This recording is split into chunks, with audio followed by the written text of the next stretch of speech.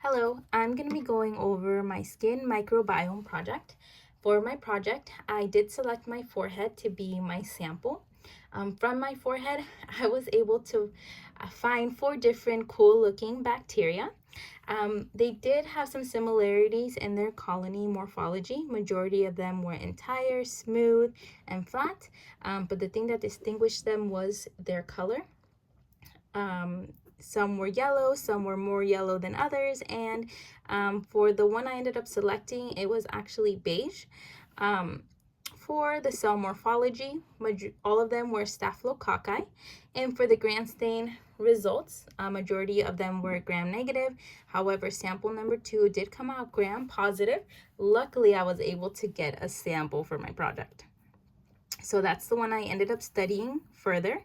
Unfortunately for our endospore, we weren't able to do an endospore test. However, when I did the gram stain, I did not find any visible endospores there. However, I did leave it as inconclusive just because we weren't able to test for it.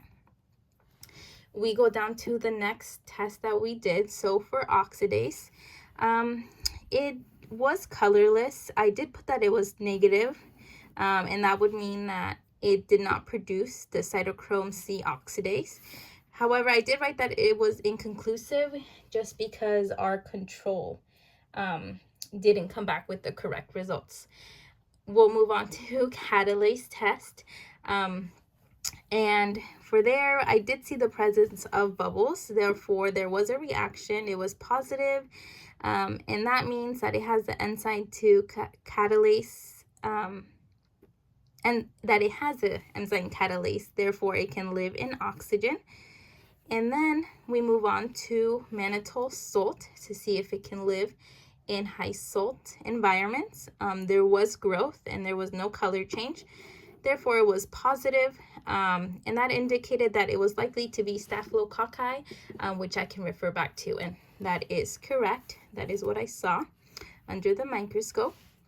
We move on to the TSI agar test. The top did come out yellow, bottom red. There was no cracks in the tube, so therefore there was no gas, and there was no darkness in the tube, so it did not contain any sulfur.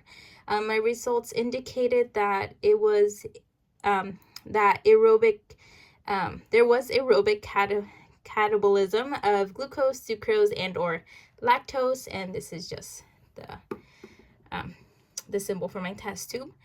We did the MR test to check for any acid. It did come back red, meaning it was positive, so it was acidic. We did the VP test, which stayed yellow, no reaction, was negative. So that one came back negative.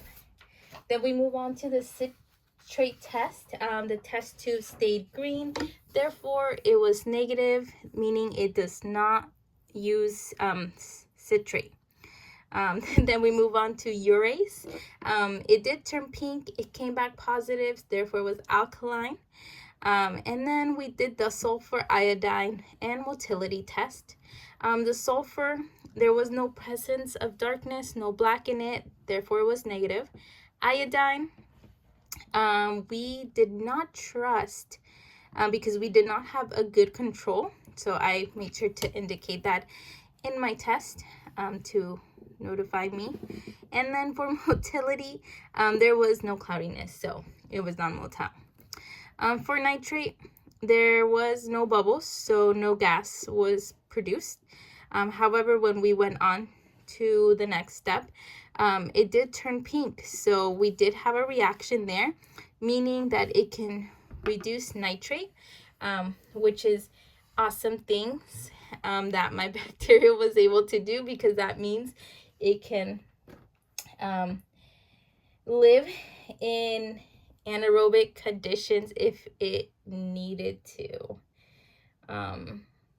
So it is adaptive. Then the thioglycolate test. There was primary growth on top, but some growth throughout. I indicated that it was facultative. However, after looking at it further, I decided to put it as inconclusive because some movement could have altered the results. And this is mainly because my TSI agar test, as we can see down here, indicates that it's actually obligate aerobe.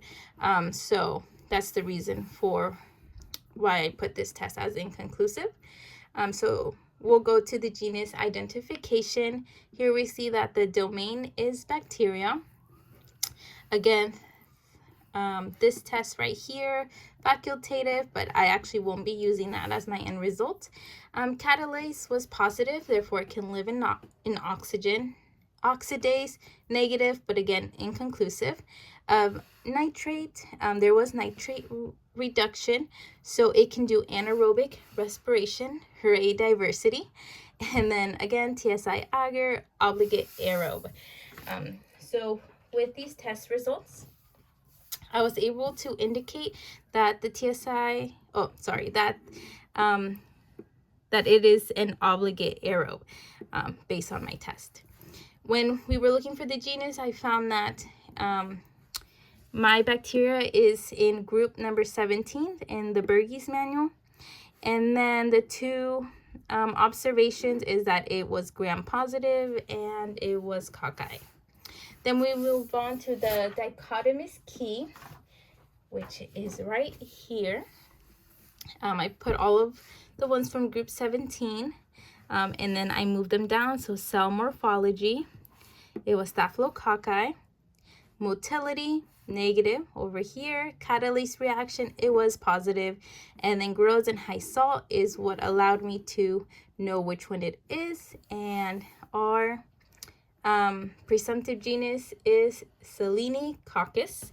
And by looking at the book a little further, I was able to find the species, which was Selenococcus roseus, which is a beautiful name for my bacteria living in my forehead. Thank you so much.